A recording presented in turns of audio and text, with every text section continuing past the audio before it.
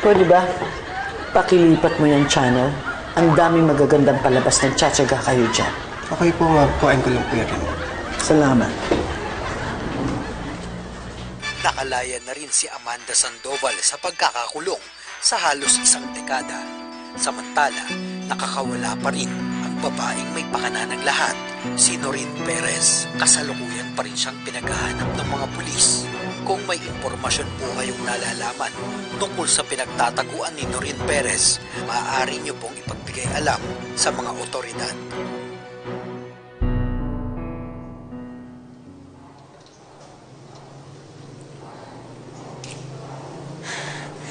Nakauwi na rin tayo sa wakas.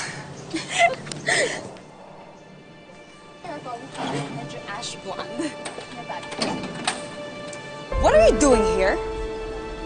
You're trespassing. Hindi ako. Kayo ang nasa pamamahay namin. Sa amin pa rin ang anak ko ang bahay na to. Dahil kinamkam lang naman to ng mga magulang nyo sa amin. Pero inaayos na ng abogado. Magsasampa na kami ng kaso para mabawi namin ang bahay na to, pati ang factory.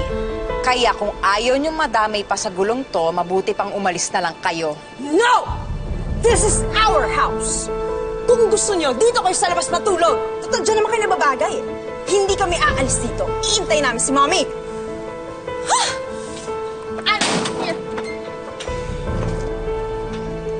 Kung hindi sila kusang aalis, kailangan natin silang puwersahin.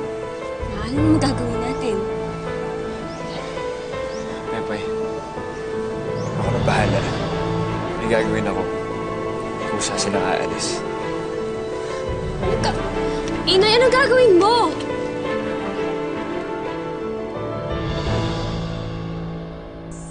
Nakabalik ka na ng punsong kapoy. Sila, Princess? Si Pepay uuwi dito. Kaya lang may problema. Si Sophie at Annalyn ayaw umalis ng bahay. Eh, paano yan? Ate, what are we gonna do?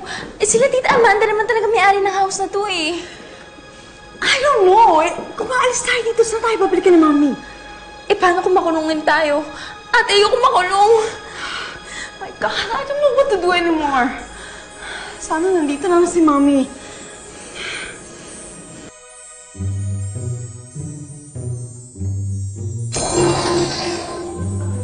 Oh my God! Ate, may multo! Ay, ano multo? Ang tagal-tagal na natin dito. Ngayon pa tayo mumultuhin. Hahangin lang yan. Si Tito Ruben! Oh my God! Minumulto niya na tayo, ate, kasi hindi dito si Tita Amanda. Ate, Annalyn, tayo! Ayoko na dito! Annalyn, wait! Yan yung tatay ni Pepay. Okay, ah. Kumaya sa'yo. Bye-bye. Bitin ba kayo? Abangan dahil mas maganda ang mangyayari bukas. Huwag kayong bibitaw. At kung may na-miss out kayo, balikan lang ang mga episodes sa Magkaibang Mundo. I-click lang ito at mag-subscribe na para makahabol sa storya namin. Isang click lang makikita nyo na ang magkaibang mundo namin ni Pepay. Hep, hep, happy mga kapunso!